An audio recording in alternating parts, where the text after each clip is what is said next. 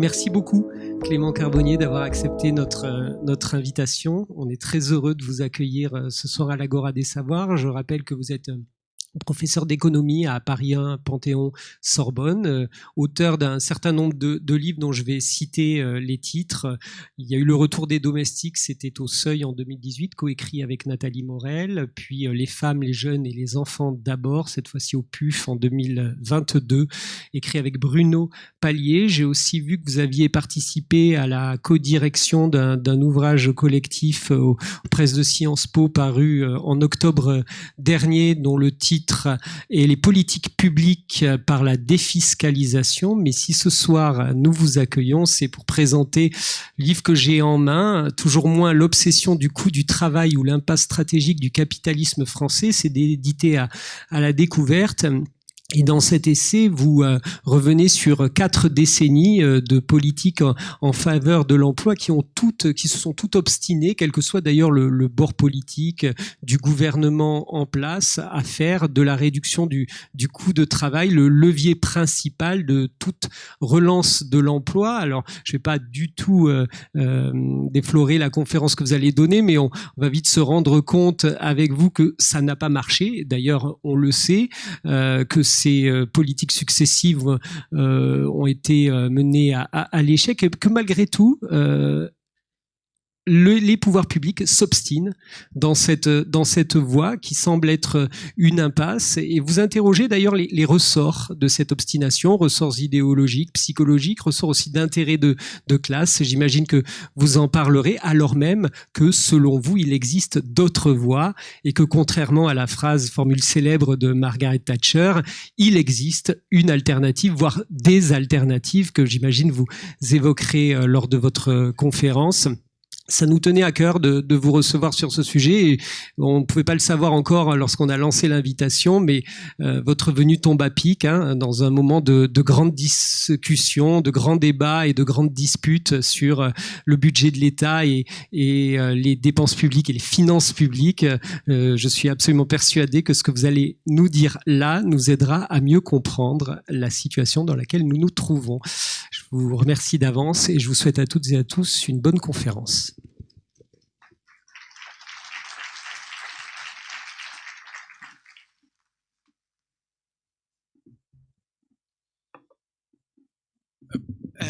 Merci beaucoup pour cette introduction. Donc effectivement, je vais vous présenter ce travail en fait que j'ai synthétisé dans ce livre. Donc effectivement, contrairement aux autres livres que vous avez cités et qui ont toujours été des livres collectifs, celui-là je l'ai écrit seul, mais il contient évidemment du travail de beaucoup de gens.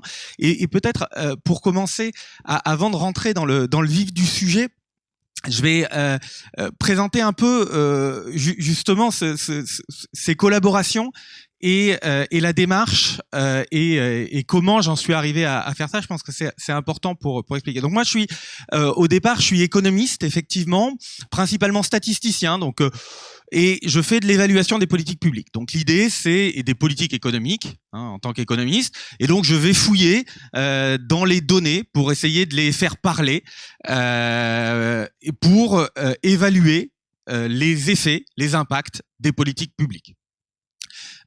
Et en fait, depuis maintenant un moment, depuis 2011 même exactement, j'ai rejoint le laboratoire interdisciplinaire d'évaluation des politiques publiques, qui est un lieu assez particulier. C'est-à-dire que tous les enseignants-chercheurs sont enseignants dans une université, font des cours, et sont chercheurs dans un laboratoire qui, pour la plupart des laboratoires, sont des laboratoires disciplinaires, où justement on a les mêmes types de méthodes, les mêmes types de questions de recherche, et on travaille entre collègues de ce point-là. Et ce laboratoire a été créé en 2011.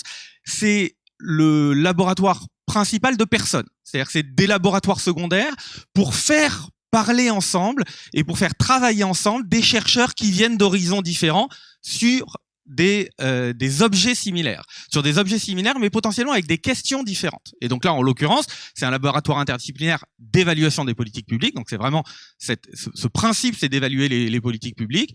Mais c'est dans le cadre de ce laboratoire que moi, j'ai participé à un axe de recherche particulier sur les politiques sociales et fiscales. Donc c'est de ça qu'on va parler aujourd'hui. Et j'ai travaillé beaucoup avec des gens qui viennent d'autres disciplines et qui donc travaillent aussi à évaluer les politiques sociales et fiscales, mais avec d'autres démarches et d'autres questions de recherche. Alors, notamment des sociologues et des politistes. Donc les deux qui ont été cités pour les livres précédents que j'ai écrits. Donc Nathalie Morel qui est politiste et avec qui on a travaillé sur les politiques de service à la personne. Et Bruno Palier qui est politiste aussi, alors pas écrit avec des sociologues, mais on a travaillé avec des sociologues dans d'autres cadres, qui est politiste aussi, et donc avec qui on a travaillé plus sur les transformations de l'État-providence. Et c'est un peu à la suite de ce travail-là, d'ailleurs, que j'ai voulu cibler un peu plus particulièrement, parce que j'avais aussi, dans le cadre d'évaluation ponctuelle, travailler sur les politiques de l'emploi, essayer d'avoir un regard plus global sur les politiques de l'emploi. C'est vraiment le but de ce livre-là, qui va essayer de faire le point sur non seulement les dispositifs, donc chacune des mesures politiques, celles qui ont été débattues cet automne dans le cadre du projet de loi de financement de la sécurité sociale, et puis cet hiver dans le cadre du projet de loi de finances. Donc ça, c'est chacun des dispositifs qui rentrent dans des politiques plus globales, qui elles-mêmes rentrent dans des stratégies politiques plus globales. Et donc l'idée, c'est que effectivement, en tant qu'économiste statisticien, au départ, je m'intéressais beaucoup aux dispositifs eux-mêmes. Donc l'idée, c'est très micro, regarder comment un dispositif a un impact sur l'écosystème d'une certaine manière, et notamment en travaillant avec des politistes et des sociologues, ça m'a amené à essayer d'élargir la focale pour comprendre comment on mettait en place chacun des dispositifs, pourquoi on les mettait en place, et quels étaient les liens finalement plus macro entre des stratégies politiques et ces ensembles de dispositifs. Et donc c'est ça que j'essaye de présenter ici, donc avec cette question, en revenant dans le temps sur les politiques de l'emploi en France. Et le constat, d'une certaine manière, c'est que on a souvent l'impression qu'il y a des choses qui sont désordonnées, parce que tout n'est pas pensé. C'est-à-dire que évidemment, il ne s'agit pas d'un plan ni bénéfique ni machiavélique d'ailleurs, d'un plan pensé intégralement à l'avance, mais malgré tout, il y a des logiques qui font que les différents dispositifs qui peuvent être négociés chacun différemment et qui peuvent faire chacun qui peuvent être le lieu de compromis, et donc on se dit finalement il y a des compromis différents, donc c'est désordonné, mais en fait il y a un fil conducteur à l'ensemble des politiques de l'emploi des 45 dernières années. Je fais débuter mon livre en 1982. Voilà, je vais expliquer pourquoi. Ça me semble être cette date du 16 avril 1982, une date importante. Alors évidemment qui est pas un basculement, mais qui est plus un repère.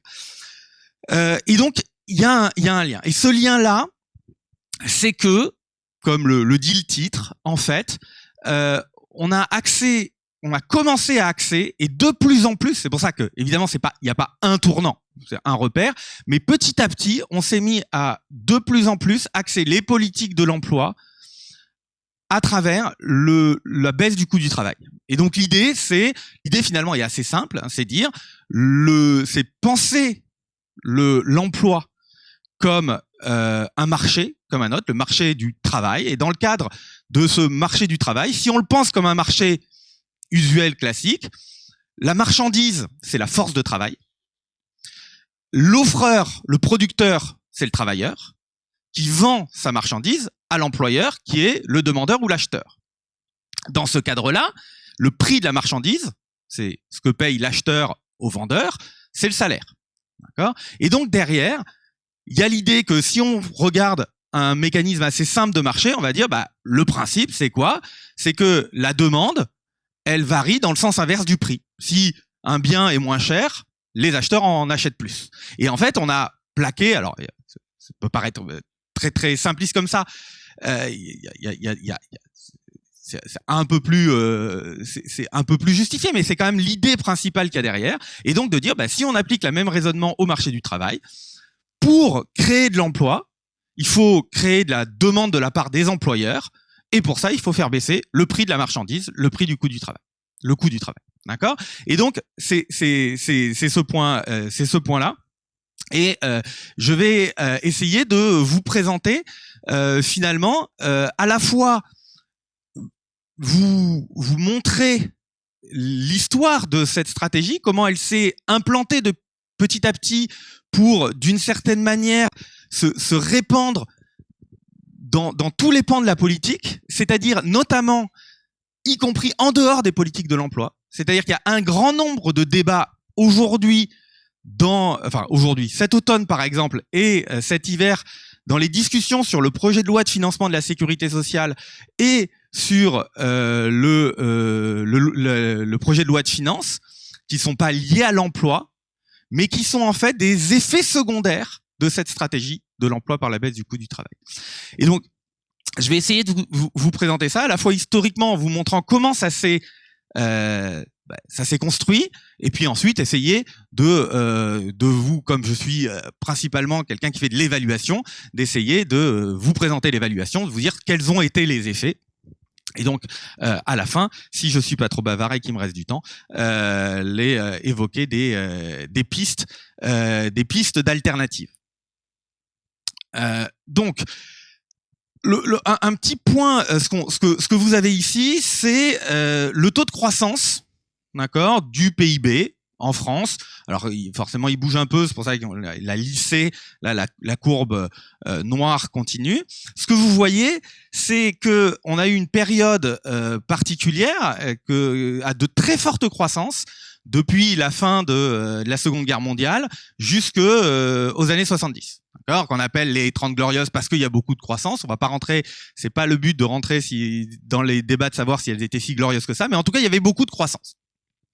Il y avait beaucoup de croissance parce qu'on était dans un cadre de reconstruction, et il faut bien voir que historiquement, il n'y a pas trop de choses avant là dans ce que je vais présenter, mais en fait, c'est une période qui, en termes de croissance économique, est unique. C'est-à-dire qu'il n'y a jamais eu de croissance aussi forte avant, et il y en a plus depuis. Alors la question, est-ce qu'il y en aura? Ça, c'est une autre question qu'on va pas traiter ici. On regarde le passé, pas l'avenir, mais voilà. En tout cas, c'est une période exceptionnelle. C'est une période exceptionnelle pour pas mal de raisons, mais notamment parce que c'était une période de reconstruction dans lesquelles on avait développé des capacités de production très très élevées et où on avait énormément de choses à construire. Et donc là, il y avait finalement à la fois les capacités de production et la demande.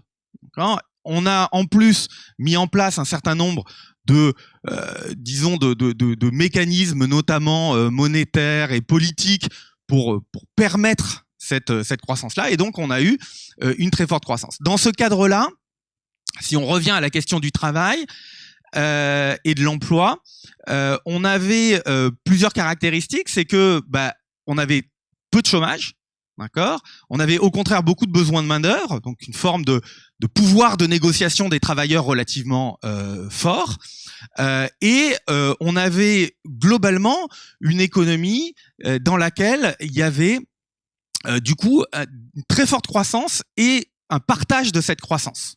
D'accord ? Ce partage de cette croissance, il était notamment en France. Alors on retrouve sous des modes différents dans d'autres pays, mais en France, ce partage de la croissance, il passait comment ? Donc l'idée, c'était de dire que les fruits de la croissance étaient partagés entre les employeurs et les travailleurs. Les travailleurs bénéficiaient comment ? Ils en bénéficiaient de deux manières, d'une certaine manière, en salaire net, en salaire monétaire direct, le salaire lui-même, avec des croissances de salaire assez importantes qui étaient avec le niveau de la croissance, et ils en bénéficiaient aussi à travers une forme de rémunération en nature, d'accord, sous forme de protection sociale. Et donc on avait le partage de la croissance de ces deux manières, avec donc le système de protection sociale français a été construit de cette manière-là, que vraiment la protection sociale est une forme de salaire socialisé.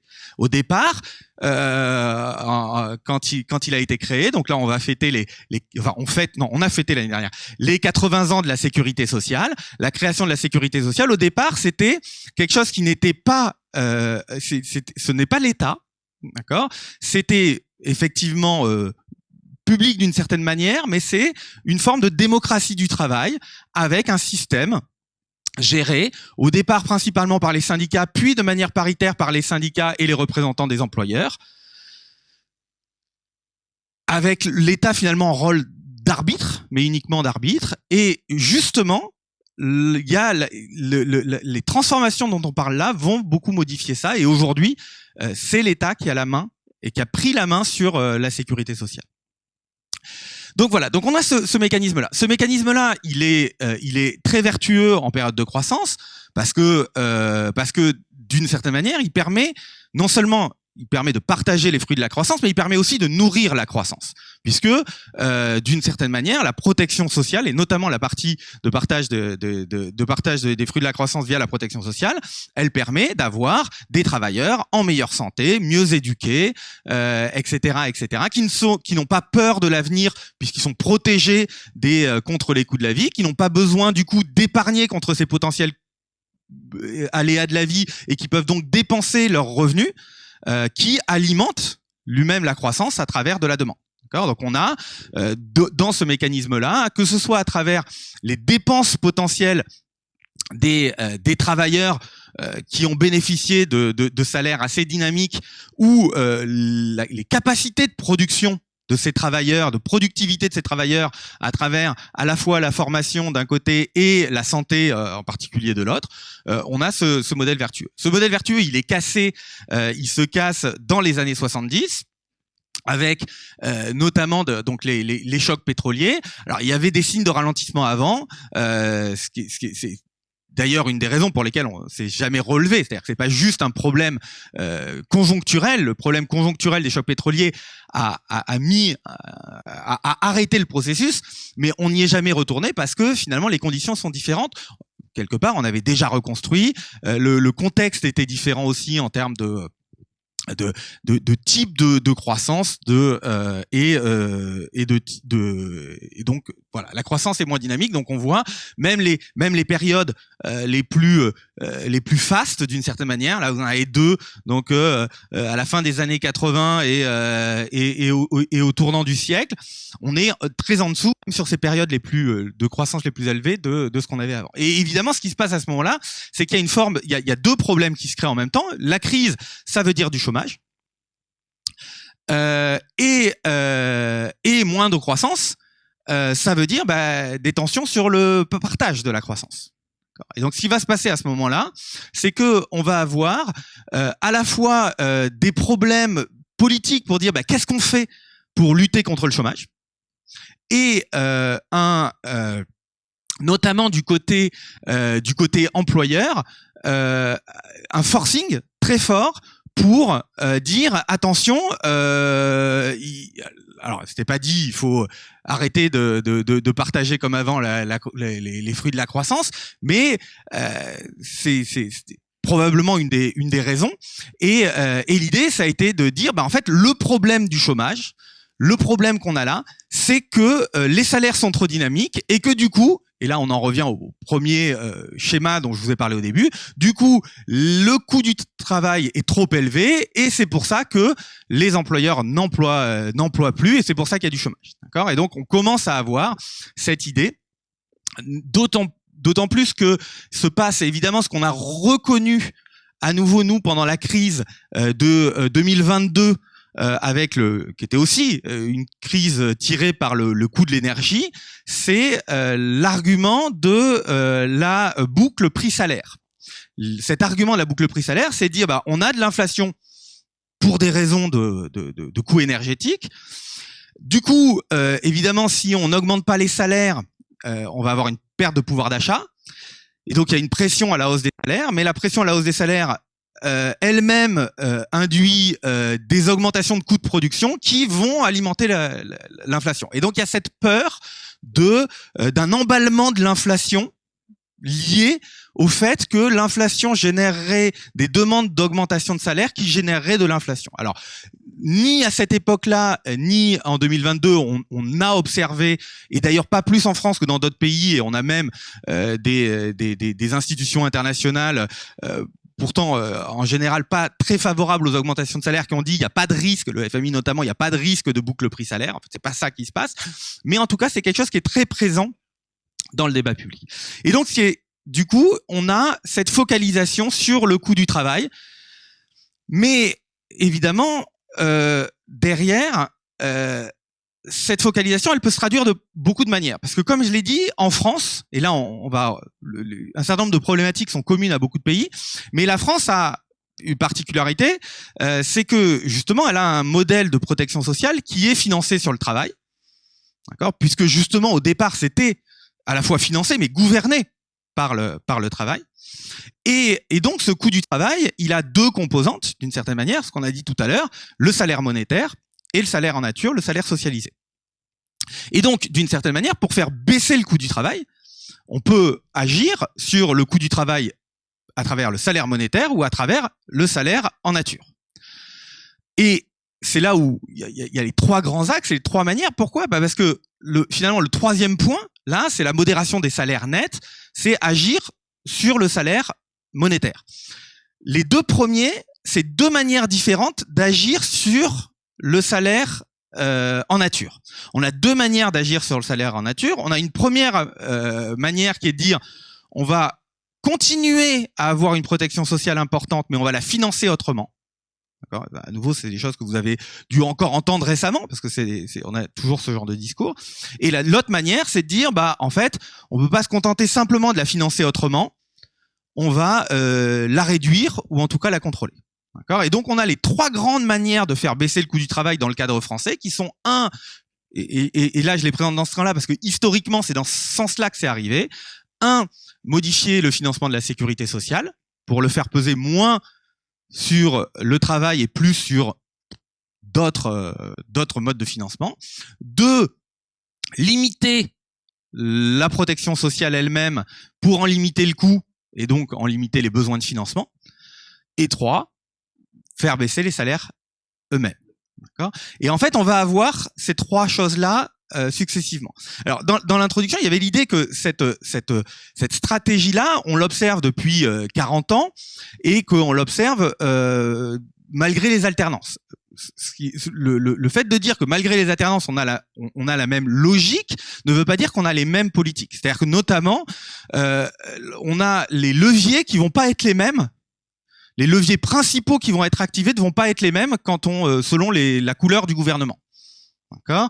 Si on reprend historiquement, le premier point, c'est justement au début des années 80 puis au début des années 90 le financement de la protection sociale.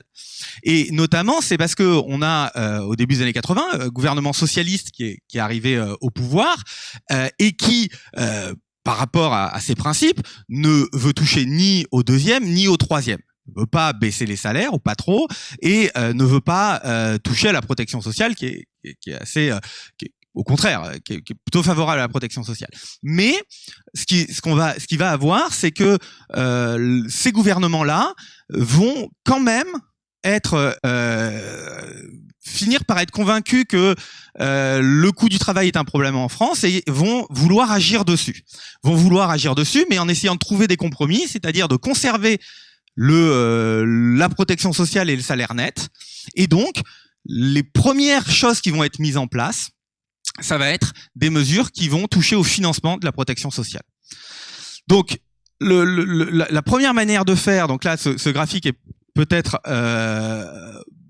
donc ce graphique, ce que vous voyez, c'est le principe de la protection sociale et de la sécurité sociale en France, tel qu'il était en 1945. C'est l'idée que c'est une assurance sociale, socialisée. Et donc l'idée d'une assurance, c'est qu'on paye une cotisation.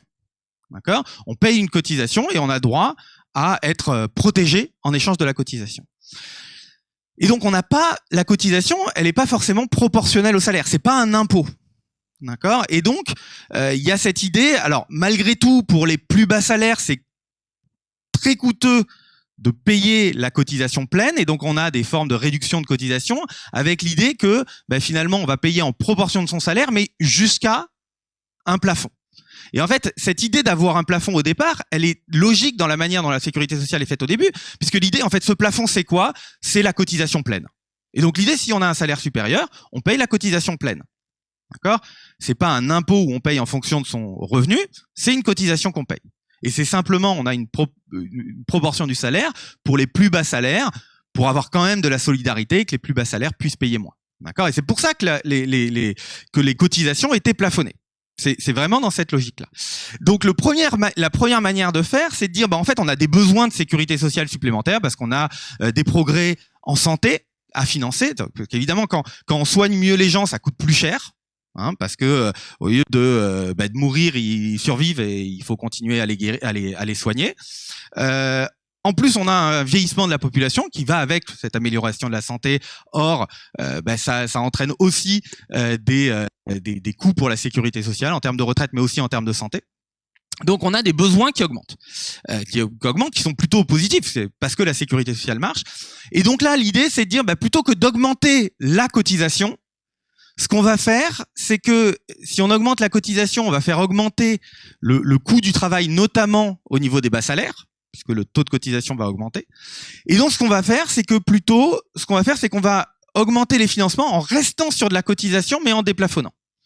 D'accord? Puisqu'en déplafonnant, l'idée, c'est de dire, le taux de cotisation va rester le même sur les bas salaires, mais juste, au lieu de dire, on paye sa cotisation, et puis les bas salaires payent un peu moins, on dit la cotisation, elle va être intégralement proportionnelle au revenu, ce qui fait que les plus hauts salaires vont payer un peu plus, vont payer plus.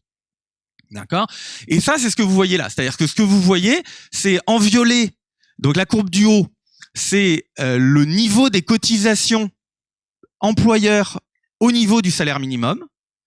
Et la courbe du bas, c'est le taux de cotisation pour 8 fois le plafond de sécurité sociale, enfin pour les très hauts salaires.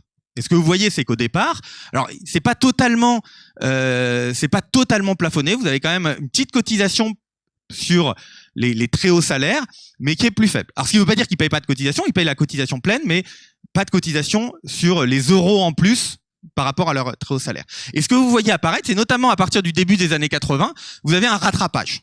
D'accord? Et donc ce rattrapage, c'est vraiment ça, c'est de dire on va pour financer la sécurité sociale sans que ça coûte trop au niveau des bas salaires, en fait on va le faire par déplafonnement.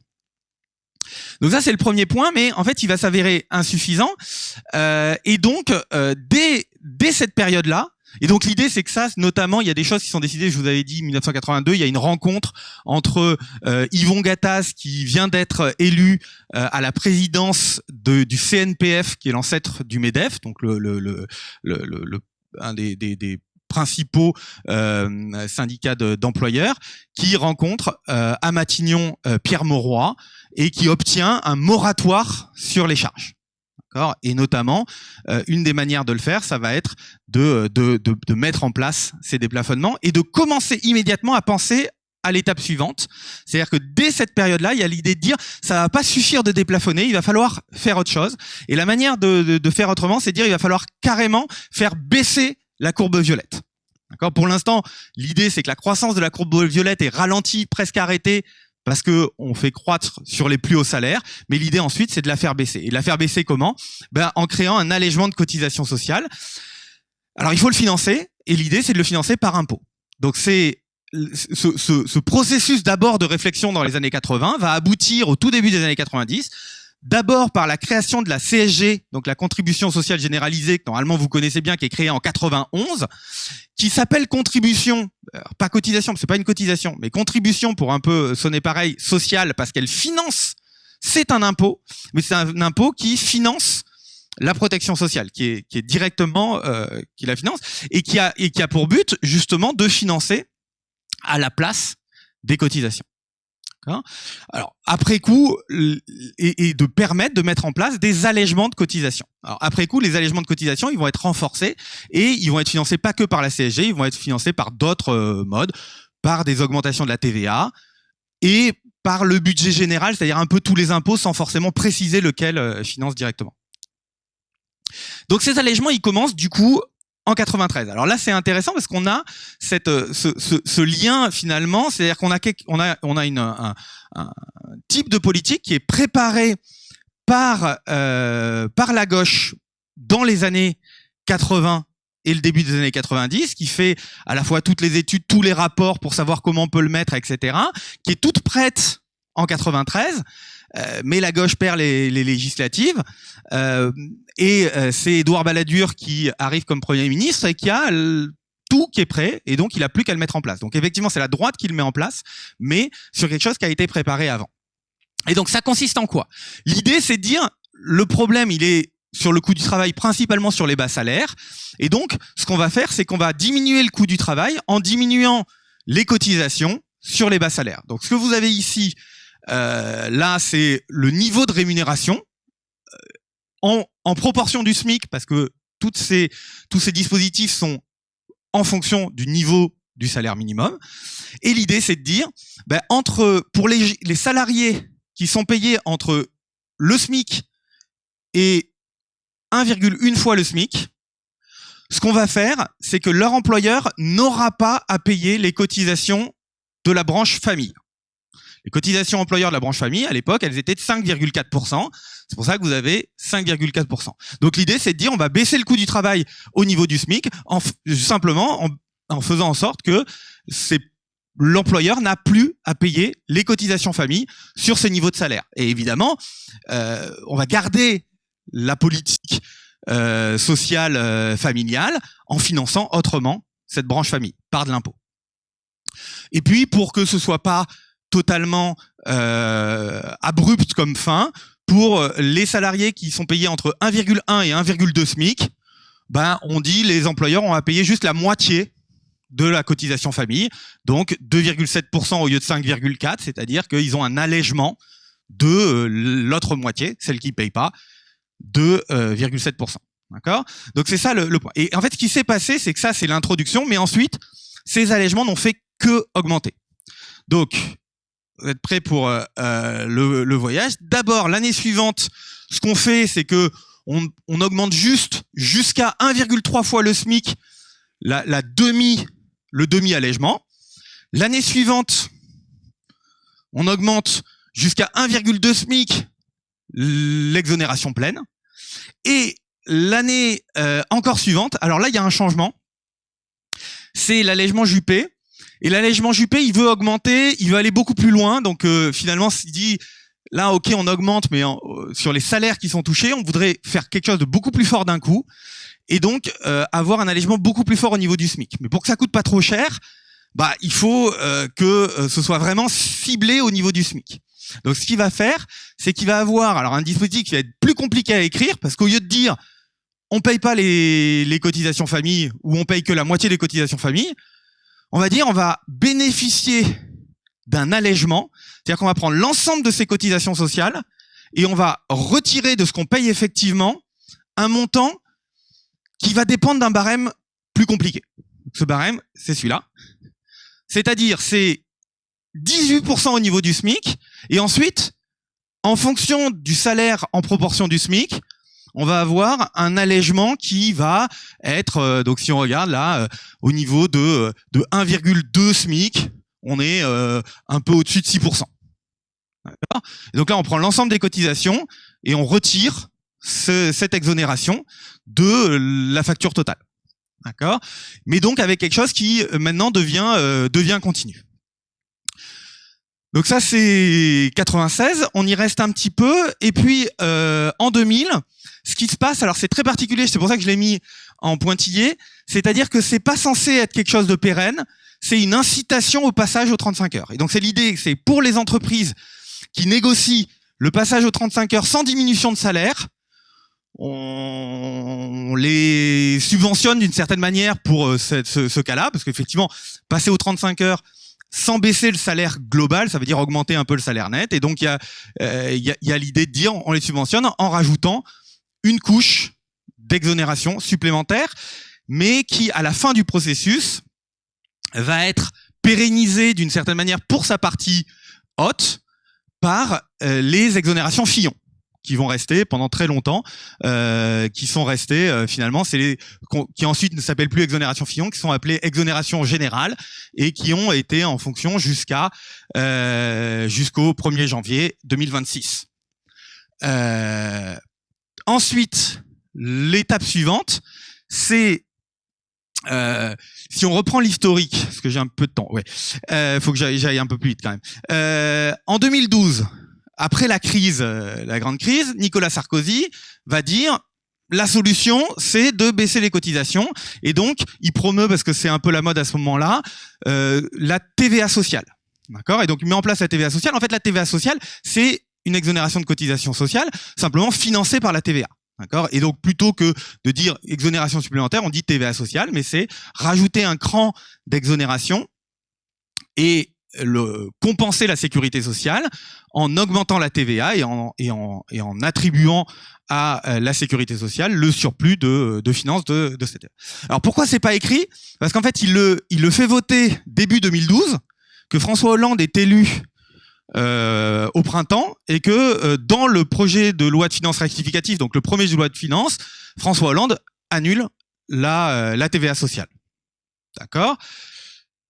Mais entre-temps, il a demandé un rapport à Louis Gallois sur comment réindustrialiser la France, et Louis Gallois lui dit ce qu'il faut, c'est le problème, c'est que les industries, elles payent pas de bas salaires, elles payent que des hauts salaires.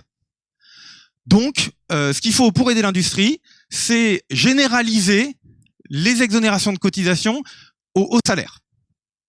D'accord ? Et donc, Louis Gallois dit, il faut étendre les exonérations de cotisation jusqu'à 3,5 fois le SMIC pour pouvoir faire bénéficier l'industrie. Parce que l'industrie paye des plus hauts salaires, notamment que beaucoup de services. Alors là, à ce moment-là, il y a un débat interne, notamment parce qu'il y a un certain nombre d'économistes du travail qui défendent très très fortement cette idée de coût du travail au niveau des bas salaires. Et le compromis trouvé, c'est de dire bon, on va pas aller jusqu'à 3,5 SMIC, on va aller que jusqu'à 2,5, et on va pas simplement étendre, on va rajouter une couche. Et donc rajouter une couche, ça veut dire que on va aussi augmenter au niveau des bas salaires, puisqu'on rajoute pour tous les niveaux de salaire. Et donc c'est ce qui a été le crédit d'impôt compétitivité emploi, alors qui passe pas par une exonération de cotisation sociale dès le début, mais qui est une autre forme pour des raisons qu'on n'a pas le temps d'évoquer là, qui sont principalement des raisons pratiques. Et donc ce CICE rajoute 6% pour tous les salaires jusqu'à 2,5 fois le SMIC. D'accord ? Alors, en fait, c'est 4% la première année, 6% à partir de la deuxième année. Ok ? Et puis ensuite, cette idée n'est pas totalement perdue de monter jusqu'à 3,5 SMIC. Et donc ça, c'est une deuxième loi en 2015 et 2016 qui rentre aussi en deux temps, qui, dans le cadre du pacte de responsabilité, qui est un nouvel allègement, là pour le coup une vraie exonération de cotisation de 1,8% supplémentaire, pareil, pour tous les salaires, d'abord jusqu'à 1,6 SMIC, puis étendu jusqu'à 3,5 SMIC. Donc là vous avez votre courbe en violette, donc qui effectivement a cette forme bizarre, parce que ici, on a la somme de différents dispositifs, les allègements généraux plus le CICE, plus le pacte de responsabilité, et puis ici, on n'a plus que le CICE et le pacte de responsabilité, et ici plus que le pacte de responsabilité. D'accord ? Et en fait, ce qui se passe ensuite, je vous passe 2019. 2019, ce qui se passe, c'est que bon, entre-temps, le CICE était passé à 7%, il est revenu à 6%, mais il basculait effectivement en exonération de cotisation sociale. D'accord ? Donc là, maintenant, vous avez cette orange, d'accord, qui est un peu celle que j'avais, qui est presque comme la violette, sauf que dans le cadre de ce basculement, on rajoute, vous voyez, un peu 4% au niveau du salaire minimum. Et donc, jusqu'à l'année dernière, on avait cette accumulation, parce qu'en fait, il y a plusieurs dispositifs derrière ça, qui montent jusqu'à 40% d'exonération au niveau du salaire minimum, qui décroît fortement jusqu'à 1,6 SMIC, et puis qui ensuite va être plus stable jusqu'à 2,5, puis 3,5 SMIC. D'accord ? Pour donner une idée juste de combien ça coûte, c'est 80 milliards d'euros par an. Si vous avez un peu en tête un certain nombre de choses, c'est des montants qui sont très très importants. C'est-à-dire que au départ, l'objectif initial de l'ensemble du budget de la sécurité sociale, de l'État et des collectivités locales au début d'année visait à faire baisser le déficit de 44 milliards. D'accord ? Donc ça, c'est 2 fois l'objectif de baisse de déficit. Donc c'est pour vous et juste 44 milliards, on n'a pas réussi, hein, parce que en fait on n'a pas réussi. Là, le budget tel qu'il est voté ne fait pas cette baisse-là. Et donc voilà, c'était quelque chose qui était présenté comme énorme. Il faut bien voir que c'est juste cet ensemble de politiques, c'est 80 milliards. D'accord, 3% du PIB, une autre manière de voir les choses. Vous avez 3% du PIB qui est de la subvention aux employeurs sur leurs cotisations sociales. Donc voilà, donc ça c'est le premier point, et vous voyez ça a été le premier historiquement, il s'est développé au fur et à mesure. Un des points qui est important, c'est qu'à partir du moment où l'État finance la sécurité sociale, même si l'État reste minoritaire dans le financement, il le finance, eh ben, si je finance, j'ai mon mot à dire. Et donc en fait, ce qui se passe, c'est que l'État a pris aussi le contrôle sur la protection sociale elle-même. Une des manières très très claires de voir ça, c'est si vous prenez le cas de donc le cas d'un des jusqu'à récemment un des seuls assurances sociales qui n'était pas étatisée, c'était l'assurance chômage, qui restait paritaire. En 2017, Emmanuel Macron décide, dans un cas pour dire voilà, c'est pour aider le pouvoir d'achat, on va enlever, alors cette fois c'est pas les cotisations employeurs, c'est les cotisations employées sur le chômage. On retire les cotisations employées sur le chômage immédiatement et on le finance par de la CSG. À ce moment-là, il dit du coup maintenant cette assurance chômage, ok, c'était paritaire, mais enfin j'en finance une bonne partie. Donc en fait, il va falloir que j'ai plus mon mot à dire sur le... Et donc il se met à envoyer des lettres de cadrage beaucoup plus strictes aux partenaires sociaux dans leurs négociations. Le résultat, c'est que les négociations aboutissent pas et que c'est l'État qui décide des réformes. Et vous avez une succession de réformes, 2019, 2021, 2023. Il y en avait une qui était prévue en 2024, qui était toute prête, et puis qui a pas eu lieu pour l'instant, mais qui est toujours dans les limbes. Et donc voilà. Et donc on a ça. Et donc en fait, ce point du financement, il est pas neutre. Sur l'ensemble de la protection sociale, ça s'observe comment ? Typiquement, j'ai commencé en faisant le lien avec l'actualité, en vous parlant du projet de loi de financement de la sécurité sociale et du projet de loi de finances. Le projet de loi de finances, c'est quelque chose qui existe depuis longtemps. L'État doit décider de ses finances. Par contre, le financement de la sécurité sociale, c'était pas l'État qui le finançait, puisque la sécurité sociale était une autre forme d'administration publique. Et en fait, on a ce projet de loi de financement de la sécurité sociale, c'est-à-dire que c'est l'État qui décide du budget de la sécurité sociale, c'est au milieu des années 90. D'accord ? Donc, en fait, c'est en partie lié à ces choses-là. C'est-à-dire que derrière, évidemment, l'idée, c'est de dire, on va reprendre en main, c'est l'État qui finance, et évidemment, si l'État finance, il doit avoir son mot à dire sur ce qu'il finance. C'est ce qui est relativement logique, et on a la mise en place de ces projets de loi de financement de la sécurité sociale qui vont avoir des impacts sur son financement, en général, pas pour l'augmenter. D'accord ? Donc, vous avez... Alors, il y avait eu des prémices avant. On parlait tout à l'heure des couleurs politiques, en fait. Dès 86, quand la droite arrive au pouvoir, si vous lisez la plateforme Chirac-Le Canuet de 86, ils mettent dans leur plateforme notre protection sociale, c'est très bien, mais ça coûte trop cher, et ça coûte trop cher, notamment en termes de coût du travail, et donc il faut baisser le coût de la protection sociale. Donc vraiment dans la plateforme Chirac-Le Canuet, c'est dit explicitement. Alors en fait, en 2 ans, ils n'ont pas le temps de faire grand-chose. D'accord ? Et donc finalement, cette chose-là est à peine commencée, avec quelques mesures éparses sur la santé. Il y a quelques mesures quand même sur la santé, des formes de déremboursement, mais assez peu de choses à ce moment-là. Et le gros va arriver quand la droite va revenir au pouvoir, parce qu'effectivement cette question-là c'est plus poussée par la droite, et donc notamment en 93 avec la première des réformes des retraites, et puis ensuite vous allez en avoir régulièrement des réformes des retraites jusqu'à la dernière en date en 2023.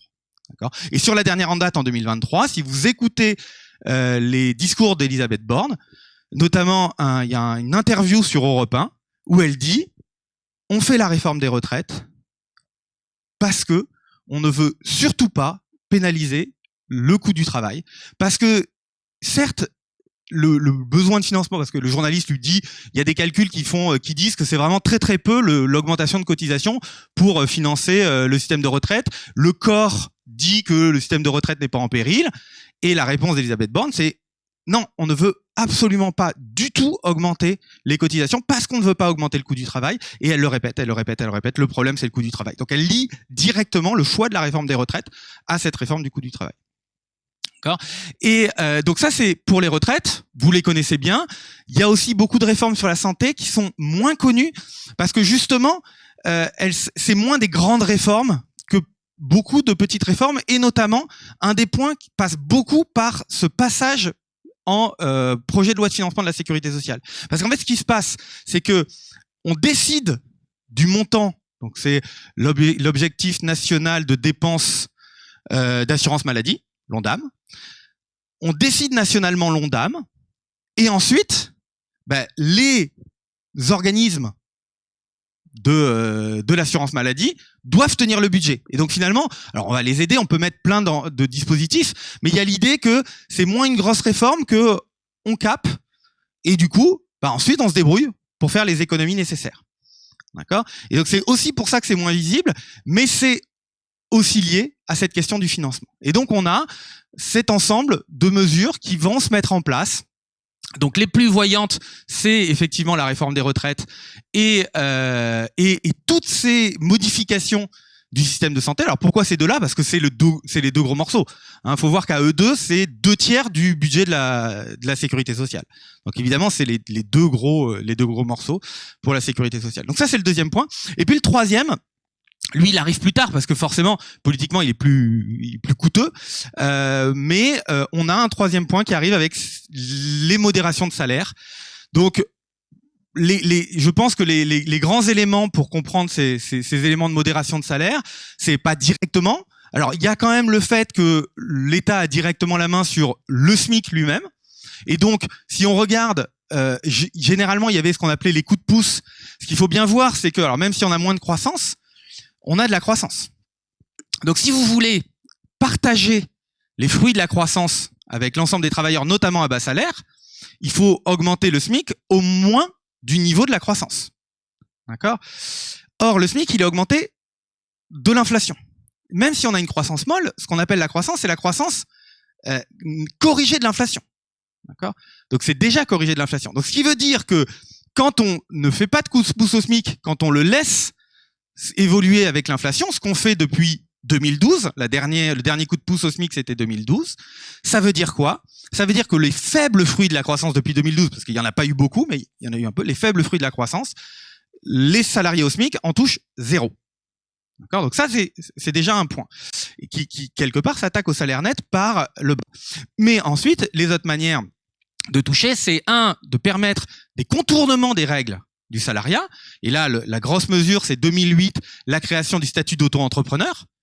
D'accord, qui permet effectivement, et là on a, au départ qui était présenté comme le statut d'auto-entrepreneur, ça va permettre, dans l'idée, travailler plus pour gagner plus à des salariés, d'avoir une activité accessoire indépendante, mais la réalité c'est pas celle-là. Quand on regarde les statistiques, la réalité c'est que la plupart des auto-entrepreneurs sont auto-entrepreneurs uniquement, ils sont pas salariés à côté, ils sont que auto-entrepreneurs, et ils ont des rémunérations particulièrement faibles, notamment si on les rapporte à leur temps de travail, souvent inférieurs au SMIC.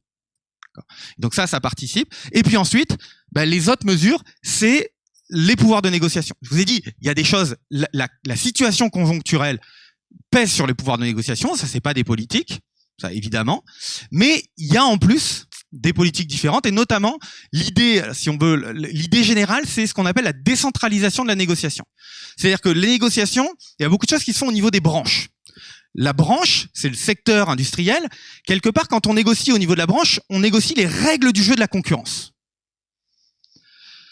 Et donc, quelque part, les salariés, au niveau de la branche, ont un peu plus de pouvoir. Pas forcément, dans le contexte international, pas forcément beaucoup, mais un peu plus de pouvoir. Quand on décentralise au niveau de l'entreprise, on n'est plus à ce niveau-là. C'est-à-dire que, notamment, il y a une nouvelle possibilité. Enfin, il y a un élément qui est pas une possibilité, qui est une réalité, qui est que la concurrence entre entreprises concurrentes de la même branche va peser sur les négociations. D'accord ? L'idée, c'est de dire, bah oui, moi, je peux pas accepter telle condition de travail améliorée ou tel salaire amélioré, parce que si moi je te le donne, notre concurrent, il le donne pas, il va nous piquer tout le marché. Évidemment, ça c'est quelque chose qu'on peut pas faire au niveau de la branche. Alors, on le fait si on a des secteurs qui sont exposés à la concurrence internationale, mais c'est une minorité en fait des secteurs. D'accord ? Pour tous les secteurs qui sont pas exposés à la concurrence internationale, on n'a pas ce chantage-là qui peut opérer au niveau de la branche. Et donc, quand on décentralise au niveau des entreprises, on pèse sur le pouvoir de négociation. Et c'est pas quelque chose qui est à nouveau que simplement moi je dis comme ça. C'est quand vous regardez les guidelines de la, enfin les conseils de la Commission européenne aux États. Elle recommande les recommandations, c'est ça le terme, excusez-moi. Les recommandations aux États, elle recommande la décentralisation des négociations. Alors, elle dit pas pour faire baisser les salaires, parce que ça on peut pas le marquer, mais c'est pas loin, elle dit pour pouvoir avoir un meilleur ajustement des salaires en période de crise. Ok, donc on voit bien que c'est le but.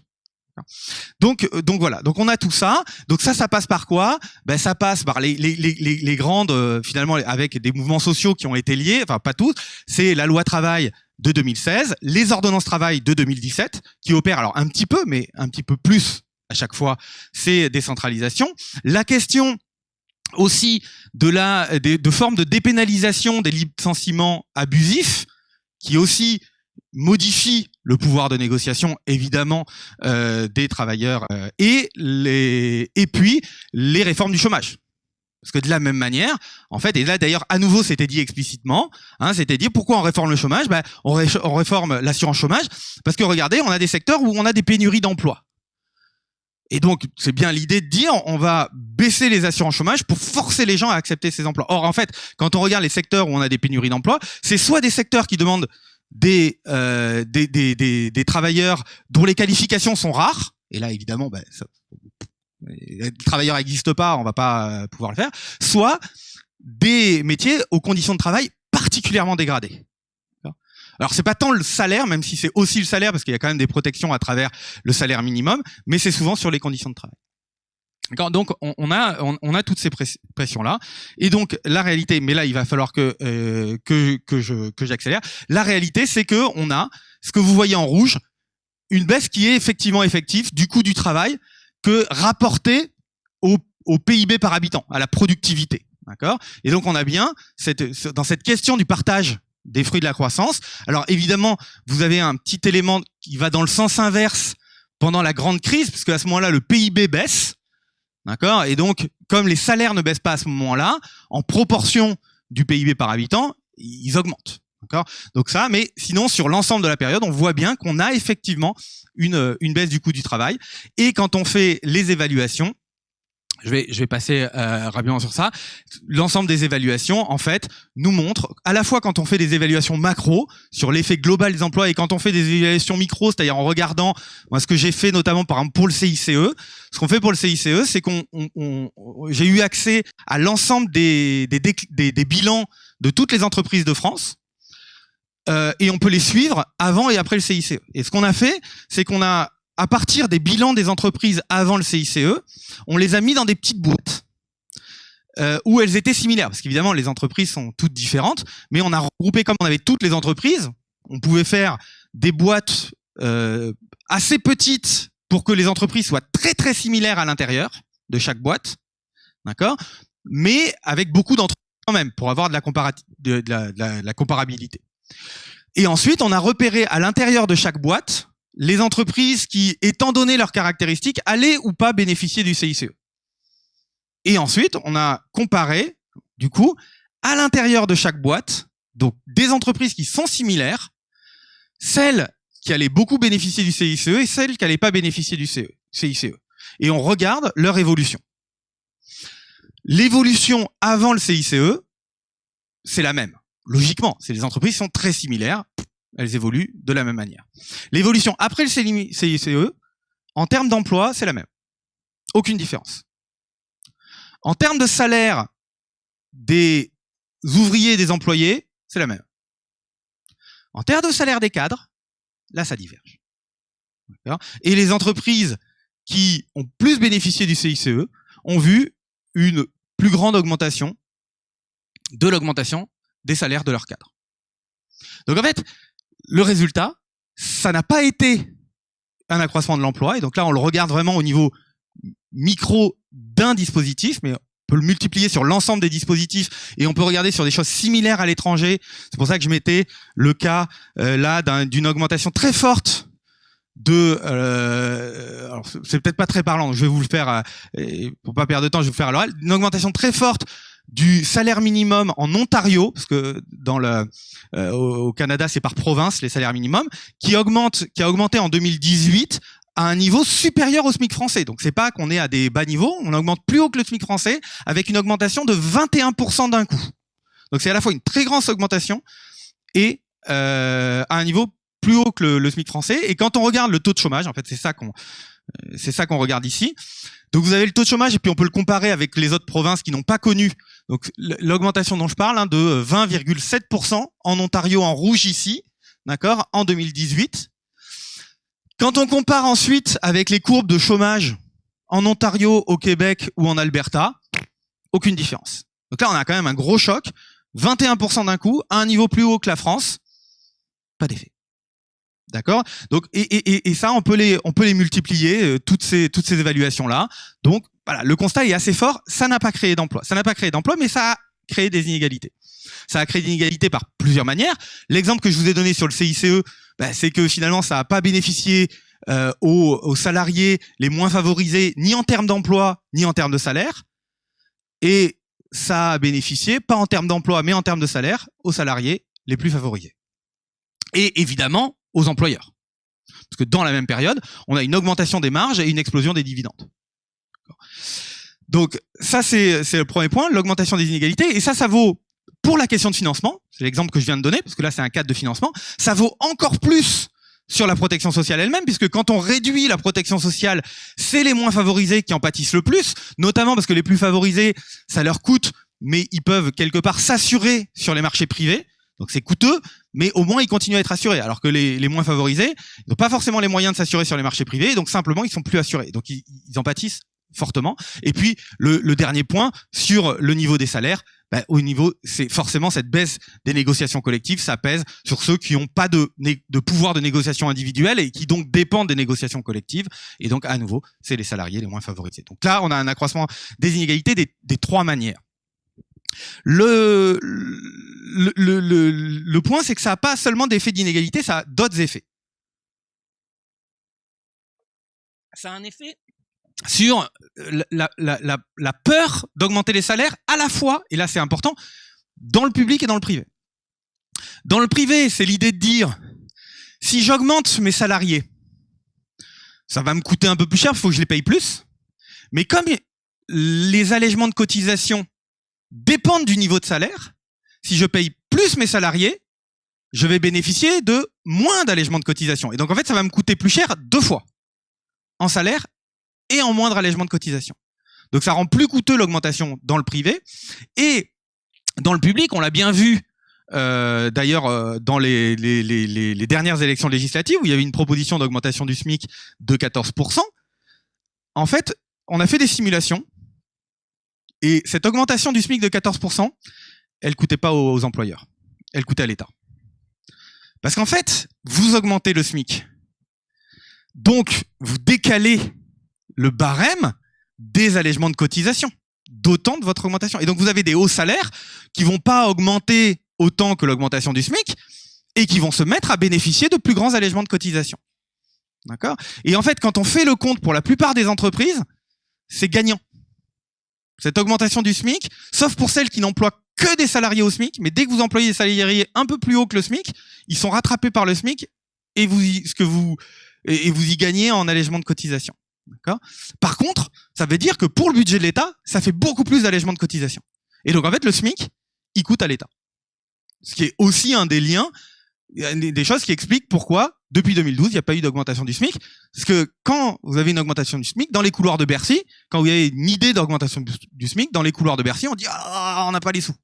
On n'a pas les sous publics pour se permettre une augmentation du SMIC. » Il y a une question qui va avec, c'est l'incitation aux faibles productivités, c'est-à-dire que si derrière on subventionne fortement les bas salaires, on va subventionner finalement les entreprises et les dispositifs de production dans lesquels on a plutôt des bas salaires, et donc c'est pas une incitation à la productivité. Je vais passer pas trop de temps là-dessus parce qu'il faut que je finisse. Et le dernier point, c'est que on a un problème budgétaire qui est créé parce que ça coûte très cher. Et quelque part, et d'ailleurs on le voit là, le budget a encore proposé une augmentation de la prime d'activité. C'est quoi le principe de la prime d'activité? La prime d'activité, c'est dire on n'augmente plus le SMIC, et donc en fait les salariés du privé voient leur pouvoir d'achat baisser.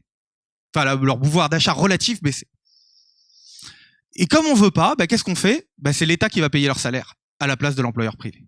Et en fait, l'État, il paye le salaire du privé de deux manières. Il paye le salaire du privé à travers les allègements de cotisation et à travers la prime d'activité. D'accord? Là où ça se voit très très bien, à nouveau, c'est 2018, 10 décembre 2018, prise de discours d'Emmanuel Macron en réponse aux Gilets jaunes.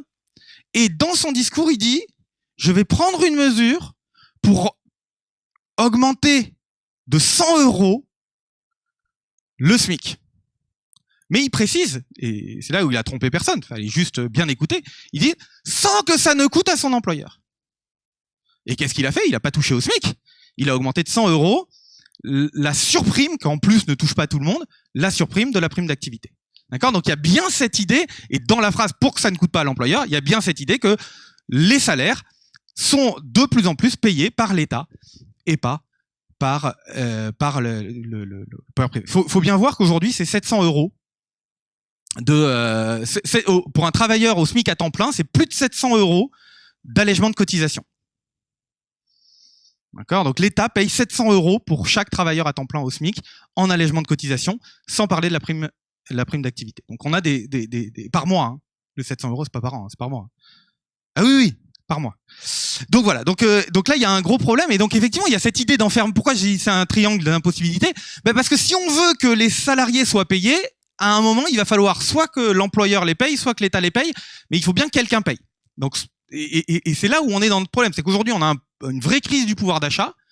On se refuse totalement à augmenter ce que payent les employeurs, sauf que pendant longtemps on a compensé sur dépenses publiques, et qu'aujourd'hui on a un vrai problème public et l'État peut plus payer. D'accord? Alors en fait, il n'a pas augmenté que les impôts, d'ailleurs l'État, il a diminué aussi sur son budget général, parce que je dis il y a le budget général, et on peut voir un certain nombre d'investissements publics, pas dans la protection sociale, mais de son budget général, quand on fait en comparaison internationale, l'investissement dans l'éducation, l'investissement dans l'innovation, tout ça, les dépenses publiques françaises sont particulièrement en berne par rapport aux autres pays européens. Et c'est en partie lié au fait que les budgets sont contraints parce que on paye très très cher dans ces politiques-là pour payer les salaires à la place de l'employeur. Alors, peut-être que je dois m'arrêter là. Je sais pas où. Il n'y a pas de.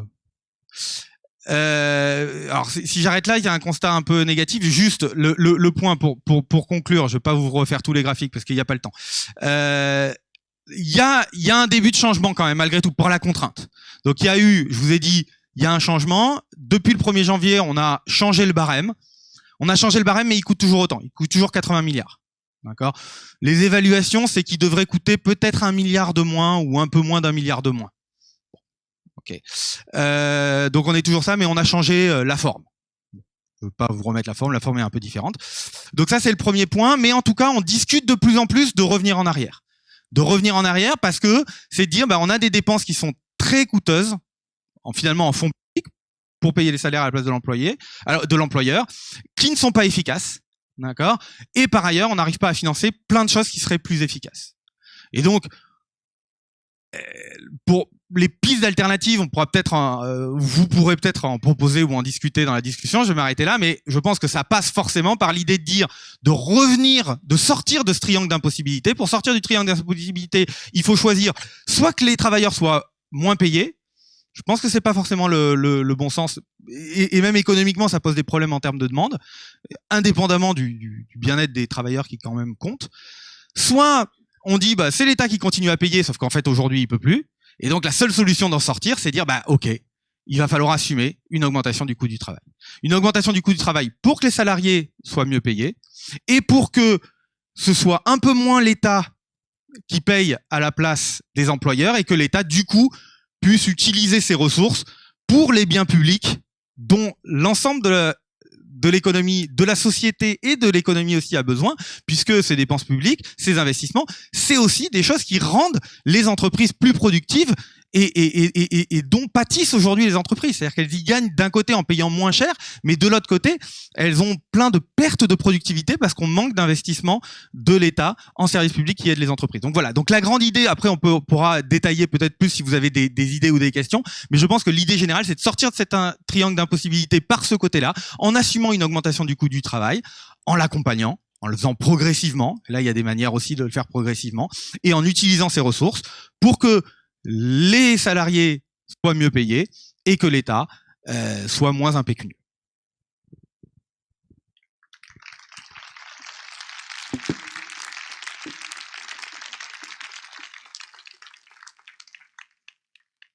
Bonsoir, merci pour cet exposé éclairant.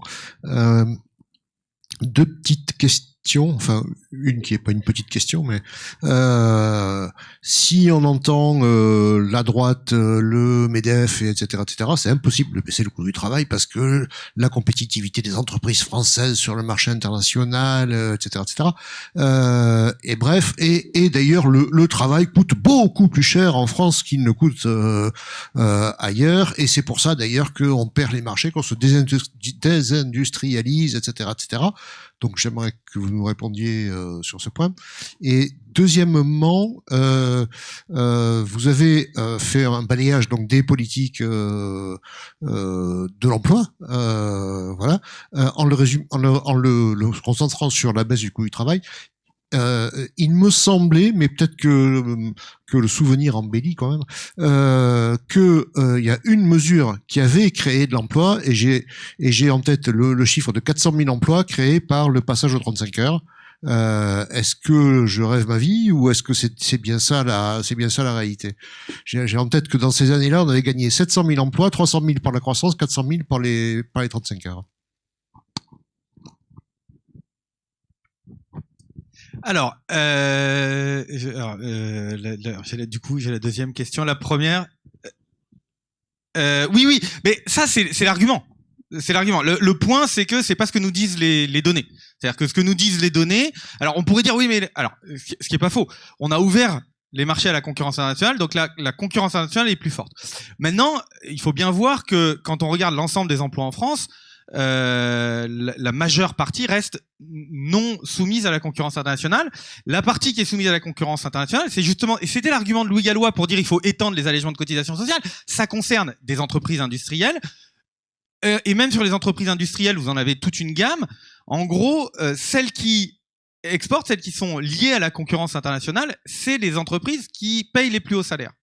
D'accord ? Parce que c'est les entreprises qui sont, en gros, la concurrence internationale, il faut le voir comment et avec qui on veut la faire. Est-ce qu'on pense vraiment qu'on peut concurrencer le Vietnam en niveau de salaire ? Je ne pense pas. Ou alors, il faudrait vraiment aller très très bas. Donc le niveau de concurrence internationale de la France, elle se situe sur la qualité. Et donc, sur la qualité, ça dépend de la formation et ça dépend des politiques d'innovation. Et alors là, je rejoins, on avait parlé de points. Les politiques d'innovation, on le fait aussi par la défiscalisation. Si vous regardez les pays qui ont fait de l'innovation, notamment les États-Unis, comment ils innovent sous fonds publics. D'accord ? Et donc derrière, si on veut être plus concurrentiel, donc sur la partie non protégée de la concurrence internationale, ce qui va compter en premier, c'est la demande. Et donc c'est le pouvoir d'achat des Français. Sur cette partie-là, c'est le salaire net qui va compter. Sur l'autre partie, c'est la productivité. Et la productivité, elle passe par la formation, et donc par l'investissement dans la formation, qui est de l'investissement public. Et là, on est plutôt sur une voie inverse, justement pour des raisons budgétaires, et dans l'innovation. Si vous regardez les questions d'innovation, prenez l'exemple des vaccins, du Covid, qui était une technologie, alors par rapport qui avait été développée longtemps avant, de l'ARN, etc., mais qui est une technologie innovante, qui a permis de répondre très vite. Si vous regardez à chaque fois les vaccins, c'est 2 noms. Un labo, une fac. La fac financée sous fonds publics. La France n'en a pas eu. N'en avait pas. D'accord? Donc, derrière tous ces labos qui ont pu produire le vaccin vite, et donc être innovants et prendre des parts de marché à l'international, ils l'ont fait parce que ils avaient une recherche qui était financée sous fonds publics. Si vous regardez toute la tech des États-Unis, elle est financée par l'armée. Enfin, par des financements publics. Donc, derrière, la question, y compris de la concurrence internationale, elle pâtit de la politique de coût du travail, parce qu'effectivement, on va avoir des bas salaires qui vont être moins chers, mais comme ils sont moins chers en prenant les parts du budget qui pourraient être utiles à la compétitivité, eh ben en fait, l'effet est négatif. Sur la question, là, c'est un autre débat. Oui, si vous voyez, donc, vous avez ça. Donc ça, c'est la hausse de l'emploi. Alors masculin, le féminin, c'est moins clair parce que c'était une période de grande croissance. Donc voilà. Mais sur l'emploi masculin, on voit bien l'augmentation. Là, c'est le passage aux 35 heures. Le point, c'est que c'est une période de croissance et que c'est une période où on a eu aussi des allégements de cotisation. Et donc là, il y a plein de débats entre économistes pour dire bah oui mais non, c'est lié aux 35 heures, non c'est lié aux allégements de cotisation, non c'est lié à la période de croissance. Bon, mon point c'est que partout ailleurs les allégements de cotisation n'ont pas créé d'emplois. Donc si on suit ce raisonnement, on se dit bah finalement cette hausse, c'est pas cet allègement qui l'a créé. Et si c'est pas cet allègement, c'est l'effet de croissance et ou l'effet 35 heures. Donc oui, je pense que effectivement cette politique a eu de l'effet de ce côté-là. Et effectivement, alors avec la question que si on le fait sans que ce soit l'État qui paye, ça augmente le coût du travail. Si on le fait comme ça a été fait là, en n'augmentant pas trop le coût du travail, ben c'est l'État qui paye et on revient au problème précédent.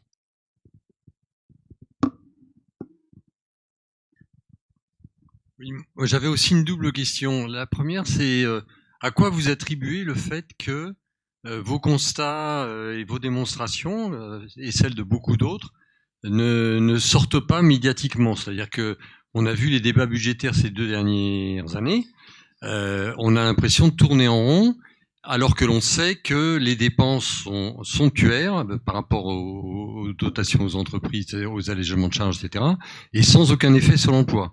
C'est la même chose sur les constats qu'on peut faire sur la défiscalisation d'un certain nombre de revenus et le fait que le ruissellement n'existe pas. Donc pourquoi est-ce que ça sort pas? Pourquoi est-ce que les médias ne s'en font pas l'écho? Et donc il y a une contre-vérité, une contre-réalité qui n'émerge pas. Et ma deuxième question, c'était, ça y est, je l'ai oublié au passage. Je sais pas, je la retrouverai peut-être, pardon. Alors oui, le pourquoi. Alors le pourquoi. Je pense que il y a plusieurs raisons. Il y a plusieurs raisons qui changent aussi au cours du temps, d'une certaine manière. Notamment pourquoi on a continué parce qu'au début vous pouvez avoir de bonnes raisons de penser que ça pourrait marcher. On avait déjà des bonnes raisons de penser que ça pouvait ne pas marcher, mais en tout cas à la rigueur on pouvait dire on va voir. Depuis on a vu. Alors ce qu'il y a c'est que malgré tout l'accumulation de preuves prend du temps.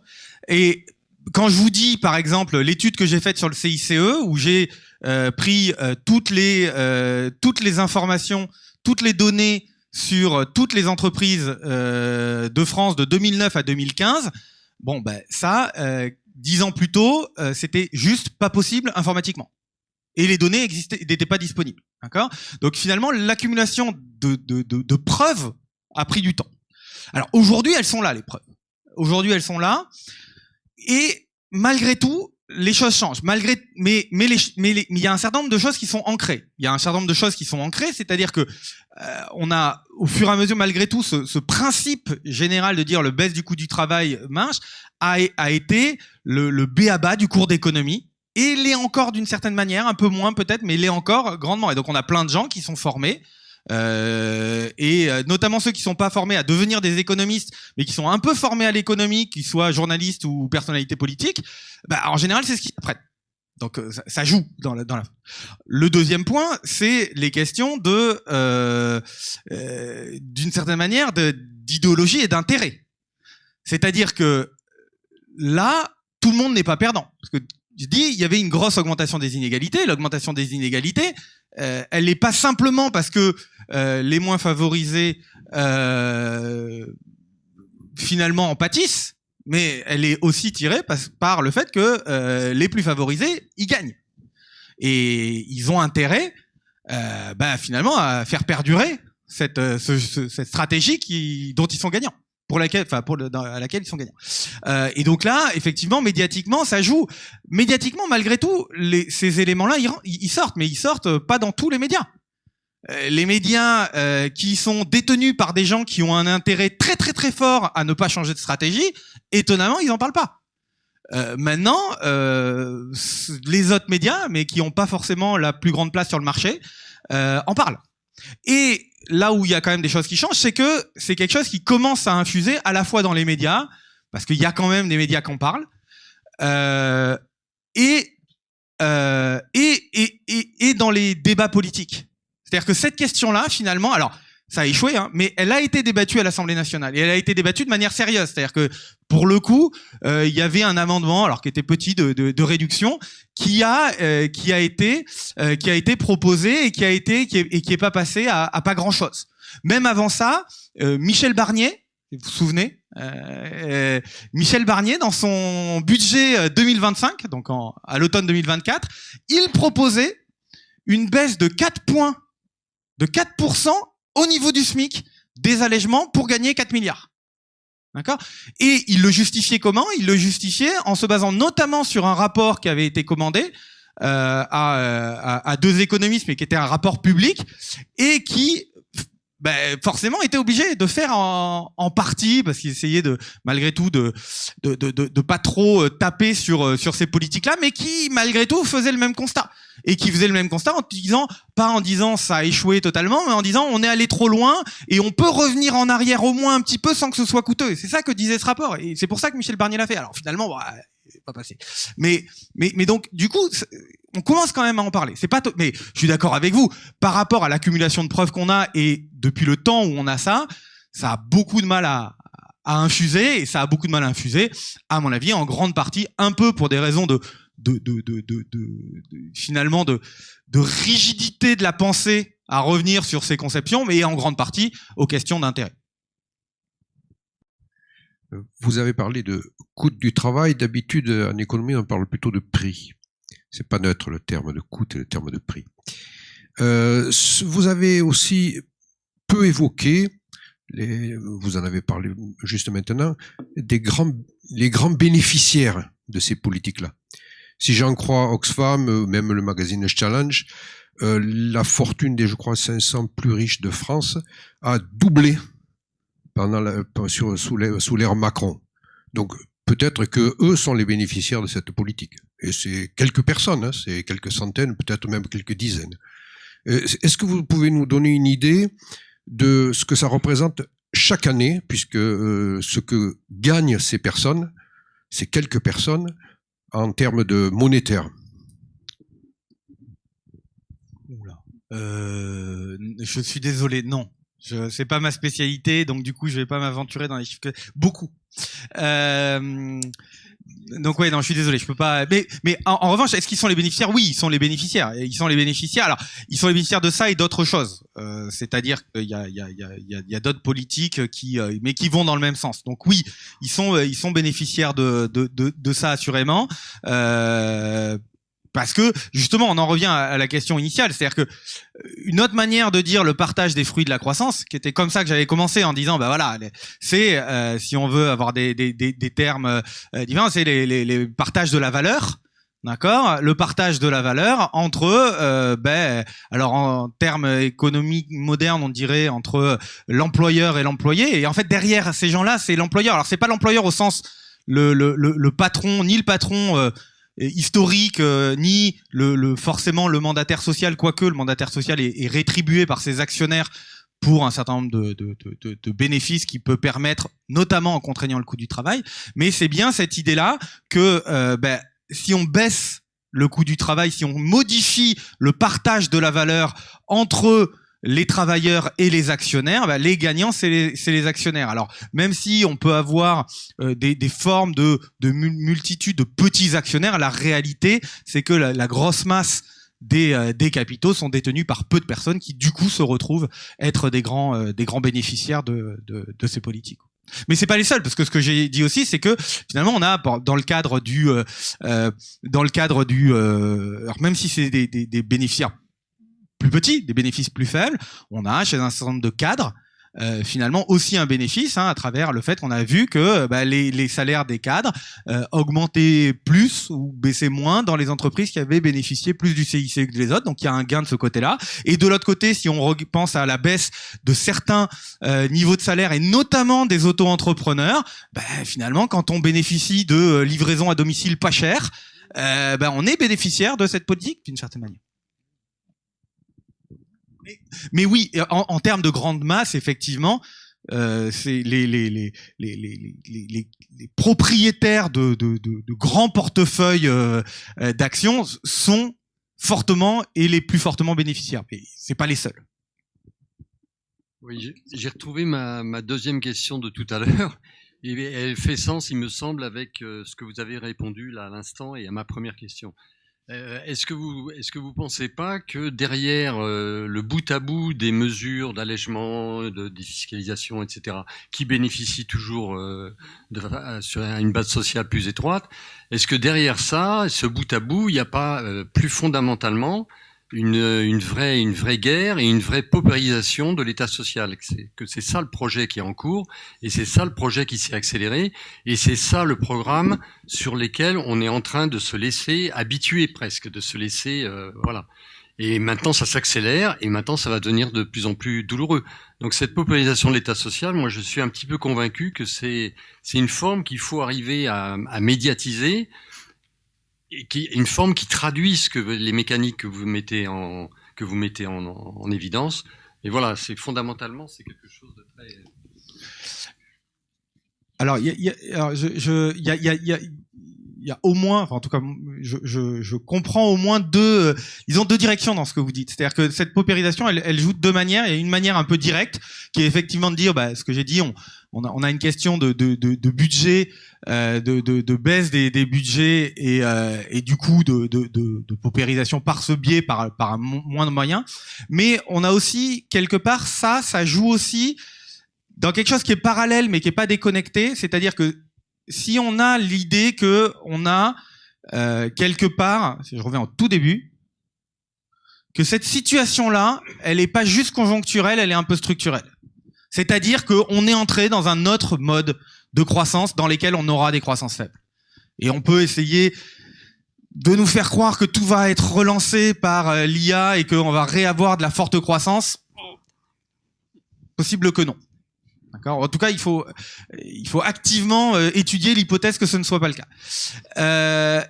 Et donc, dans ce cadre-là, effectivement, il y a deux manières pour le coup, dans une politique d'intérêt, d'accord, de sauvegarder la part du capital, la part des employeurs dans ce cadre de fruit de la croissance faible. Le premier, c'est directement, effectivement, le partage de la valeur entre les employés et les employeurs, et c'est ce dont j'ai parlé ici. Et il y a une deuxième manière qui est l'extension du périmètre des marchés.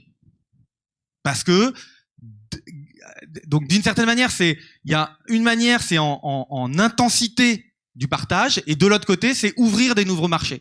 Et une manière d'ouvrir des nouveaux marchés, c'est d'ouvrir au marché privé un certain nombre de choses qui existaient, mais qui n'étaient pas des marchés. Et donc là, on a la privatisation de la protection sociale, la privatisation des services publics, participe à cet autre moyen de recréer finalement des marges de croissance pour les entreprises sans croissance de l'économie dans sa globalité, puisqu'en fait on fait un transfert d'activité, mais qui in fine va être coûteuse pour les ménages dans leur globalité. Oui, c'est un peu dans le même ordre que la question de la personne qui est derrière moi.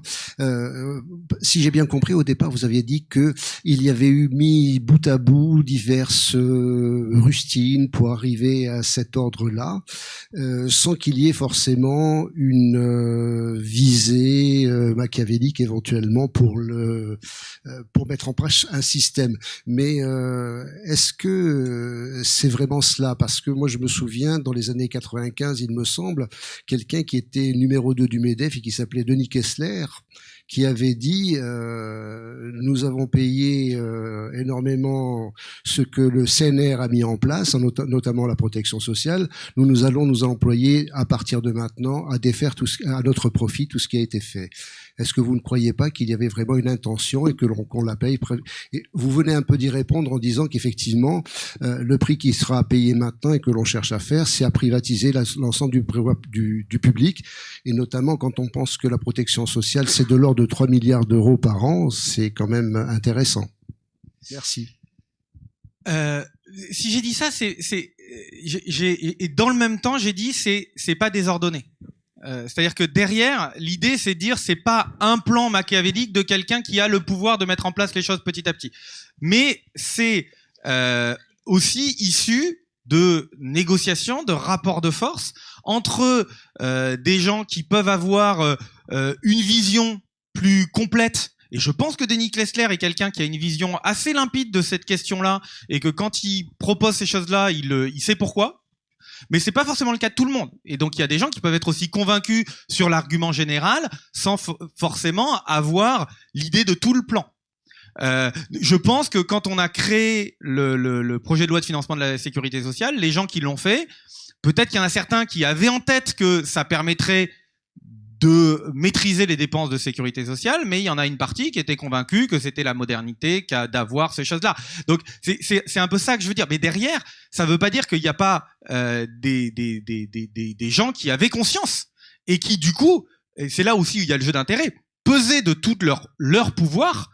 Et le problème, c'est quand ces gens qui ont cette conscience-là ont du pouvoir, forcément, ils ont de l'influence sur le point. Donc c'est un peu ça le point. Et alors, vous citez Denis Kessler, c'est intéressant parce que il est à la base de ça, puisque avant d'être ce qu'il était, il était économiste et il a notamment rédigé. Alors, je me souviens plus qu'il y en a eu deux je sais plus, c'était en 83 ou en 85, un article coécrit avec un autre économiste, Dominique Strauss-Kahn, qui explique que pour baisser le coût du travail, alors justement sans baisser les rémunérations et sans baisser la sécurité sociale, il faut trouver un autre mode de financement, et ils évoquent un certain nombre de pistes, et en gros c'est cette étude-là qui va mener à la CSG. Et donc il est un des auteurs. Je pense que derrière, les différentes personnes, après je suis pas dans la tête des différentes personnes, donc je sais pas quel point chacun avait une vision. Je pense que mon collègue Bruno Palier, qui est politiste, il a un concept que je trouve intéressant, c'est ce qu'il appelle que les grandes transformations, les grandes politiques arrivent quand on a des consensus ambigus. C'est-à-dire quand on peut avoir plusieurs décisionnaires qui se mettent d'accord sur un dispositif pour des raisons différentes. D'accord ? Et donc, parmi les gens qui se mettent, il y a des gens qui peut-être avaient ce plan en tête, et puis d'autres qui avaient d'autres raisons. D'accord ? Les exemples qu'il prend, alors lui, d'autres, c'est notamment sur la question du RMI, par exemple. Et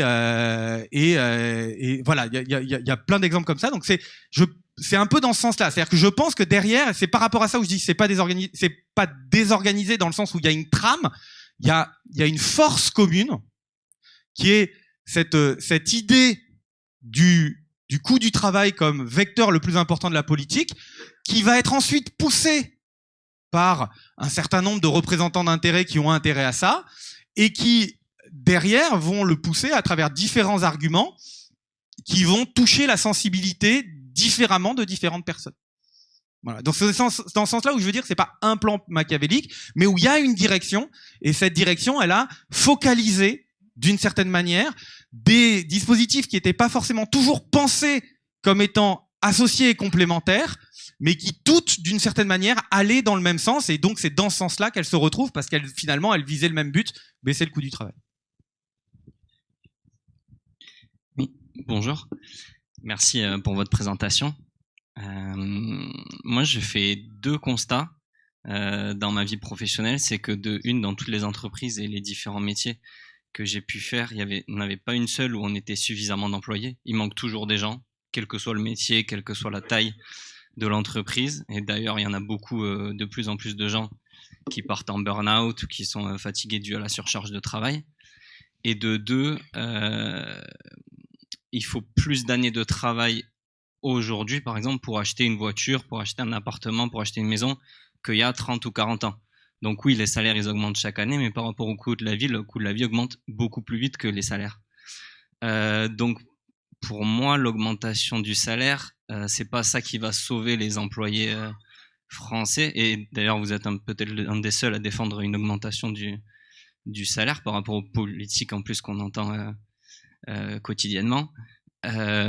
C'est plus peut-être si finalement on n'a pas plus d'argent, est-ce que finalement on peut avoir plus de temps? Finalement, il y a eu la réforme des 35 heures qui avait augmenté plus ou moins, en tout cas, de plusieurs centaines de milliers d'emplois en France. Est-ce que, par exemple, la semaine de 4 jours, c'est quelque chose qui pourrait amener à avoir plus de centaines de milliers d'emplois en France? Car si on fait du travail sur 4 jours, ça veut dire que le 5e jour, il faut une personne supplémentaire dans l'entreprise qui va venir, elle aussi, faire 4 jours, mais au moins, pour une charge de travail X, on la répartit entre plus d'employés. Et en plus, comme on a 3 jours de week-end, est-ce que ça entraînerait plus de dépenses et ça ferait marcher plus l'économie? Est-ce que ça, parce que le coût du salaire, j'y crois pas forcément, mais gagner du temps, ça pour les employés, c'est peut-être une solution. Alors, cette question, elle ouvre plein de choses. Je pense qu'il y a, alors c'est notamment, elle ouvre sur des choses sur lesquelles je commence à travailler. Je pense sont très très importantes. Donc je vais pas pouvoir beaucoup vous répondre. Déjà, il y a un premier point que je trouve important et je tire le fil, j'en profite sur ce que vous dites sur les salaires ont augmenté, mais les voitures sont plus chères. Rapidement, cet exemple, alors évidemment, globalement c'est plus compliqué, mais je trouve parlant sur ça parce que derrière, en fait, ce qui se passe, c'est que depuis un certain temps, on a une croissance en qualité. Parce qu'en fait, la voiture, elle coûte plus cher, mais c'est pas la même voiture. Mais en même temps, l'ancienne voiture, elle n'existe plus. Et ça, c'est un des points qui est essentiel. Et c'est ce que je disais quand je disais, ben oui, mais on augmente le salaire avec l'inflation, mais pas avec la croissance. Donc, on décroche par rapport à la croissance. Or, la norme d'achat, elle n'est pas liée à l'inflation, elle est née à la croissance.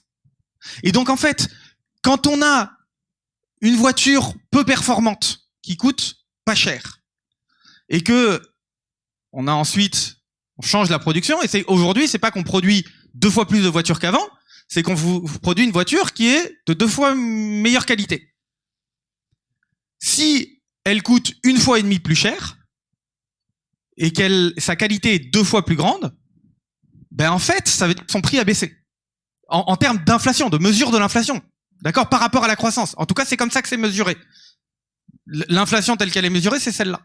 Sauf que, en contrainte d'achat, si je veux rouler, j'ai pas le choix d'acheter la voiture d'il y a 20 ans qui n'existe plus. Et donc, je dois la payer 1,5 fois plus cher. Et donc, de fait, dans la contrainte de budget, j'ai décroché. Et donc, mon salaire aujourd'hui, il a décroché. Donc ça, je pense que c'est une des explications qu'on peut trouver sur la voiture, mais qu'on trouve sur plein d'autres choses. C'est que à partir du moment où une grande partie de notre croissance aujourd'hui, c'est une croissance en qualité qui modifie les normes d'achat, en fait, ce qui se passe, c'est que cette augmentation des salaires avec le niveau de l'inflation et pas avec la croissance, il fait que avec le salaire censé être le même d'une certaine manière en termes réels, on ne peut plus s'acheter ce qu'on s'achetait avant. Et donc, il y a une très forte explication de la crise de pouvoir d'achat qu'on vit aujourd'hui. D'accord ? Donc ça, c'est un des points importants. Alors, effectivement, comment ça passe ? Ça passe de différentes manières. Ça peut passer de dire, on revient à la voiture d'avant. C'est pas forcément très bonne chose. Ou ça peut venir sur on change notre économie plus profondément et on n'a pas besoin de cette voiture. Ou on n'a pas besoin d'autre chose. Et là, dans ce cas-là, le salaire, il sera suffisant et on pourra même peut-être gagner du temps. Mais là, on voit bien que ça, c'est pas réalisable sans des changements profonds. C'est-à-dire que c'est pas réalisable dans le monde. Juste, on parlait de privatisation des services publics, etc. Évidemment, si on continue à privatiser d'autant plus, ce sera pas possible parce que justement, si la logique d'évolution est basée à la fois de nos politiques publiques est basée sur la croissance et que la croissance est basée sur la production des entreprises, on peut pas avoir cette logique-là. Et donc effectivement, il faut repenser quelque chose de plus général. Ça pose la question de quelles sont les innovations qui sont effectivement utiles, celles qui l'ont pas, de remettre la main sur cette évolution de la production. Et donc ça pose beaucoup de questions, mais c'est beaucoup plus profond et je suis d'accord avec vous là-dessus. Et évidemment, disons derrière tout ça, il y a aussi toute la question de la transition écologique, parce que là, on n'en a même pas parlé, on a juste dit que ça marchait pas, même hors problème écologique, et si on rajoute le problème écologique, c'est encore moins possible de continuer dans la même voie. D'accord ? Donc effectivement, ça fait beaucoup de raisons pour repenser plus globalement quels sont nos besoins, et effectivement, sur la question des besoins là-dessus, est-ce que c'est forcément est-ce que toutes ces qualités supplémentaires sont réellement utiles ou sont forcées et en fait n'apportent pas de bien-être supplémentaire, et dans ce cas-là, ce serait plus de temps ou plus d'autres choses dont on aurait besoin. Et ça, je vous rejoins totalement sur cette question, mais ça nécessite alors des changements vraiment profonds, qui sont absolument nécessaires, je pense, mais qui sont très profonds. On va prendre une dernière question. Oui, bonsoir. Je me permettrai d'ajouter votre travail d'évaluation nous apporte vraiment des données extraordinaires, mais je pense, enfin il me semble que seule l'économie ne va pas répondre à ces problèmes. C'est un problème d'ordre sociologique, je dirais même philosophique. Si nous sommes incapables de mettre en avant la nécessité de partage, c'est-à-dire de pas toujours devenir de plus en plus riche, mais moi personnellement, si je pense d'abord à devenir riche, effectivement, on ne s'en sortira jamais. Donc c'est un problème fondamental que l'économie ne se pose pas, hélas. Ce problème, il est d'ordre politique, sociologique, philosophique, c'est-à-dire une réflexion sociale, économique, mais aussi à l'école, quoi. Si on ne nous apprend pas d'abord à pouvoir partager, parce qu'effectivement, il y a des gens qui n'ont pas la même intelligence, qui n'ont pas le même pouvoir, qui n'ont pas la même richesse philosophique, etc.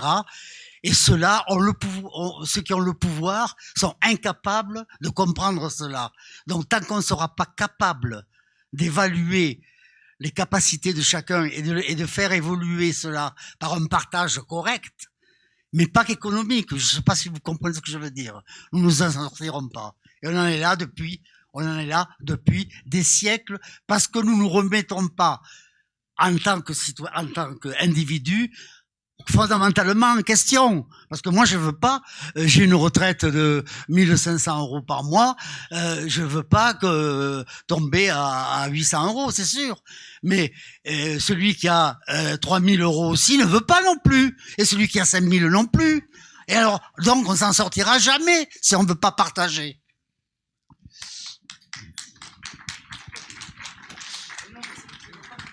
Ah, mais vous avez totalement raison. Hein, et je vois pas. Si, j'ai juste un point, mais je suis totalement d'accord avec vous. Je pense que, mais là où j'essaie de faire, je vais me défendre, pas sur mon utilité, mais je suis totalement d'accord avec vous.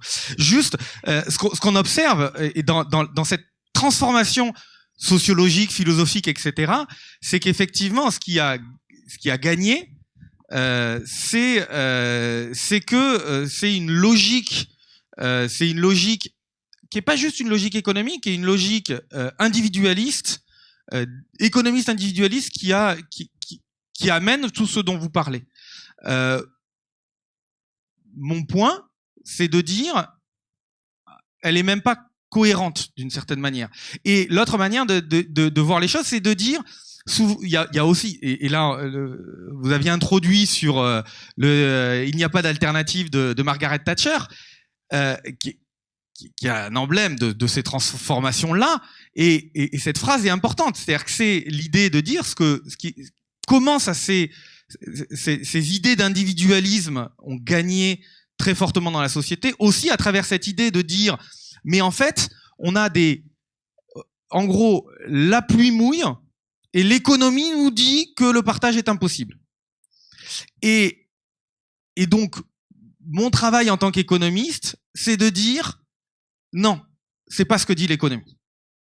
Et derrière, quand je répondais, derrière, ça demande des transformations plus profondes, c'est notamment toutes celles dont vous parlez. Et mon point est de dire, et d'être d'accord avec vous, il les faut, et derrière, il faut changer le cadre pour les rendre possibles, et non, il existe des cadres qui ne sont pas incompatibles avec une forme de faisabilité. Et en fait, souvent, ce qui est présenté, la manière dont l'économie, l'individualisme a gagné, c'est en disant, mais il n'est pas possible parce que derrière, il y a des contraintes qui font que on ne peut pas avoir autre chose. Il n'y a pas d'alternative. Et donc, mon point, c'est de dire, si il y a des alternatives, et ensuite, et c'est totalement d'accord avec vous, il faut les construire, et il faut les construire dans un cadre réaliste économique, mais il faut les construire avant tout par et pour d'autres objectifs. Merci infiniment Clément Carbonnier. Merci à toutes et à tous.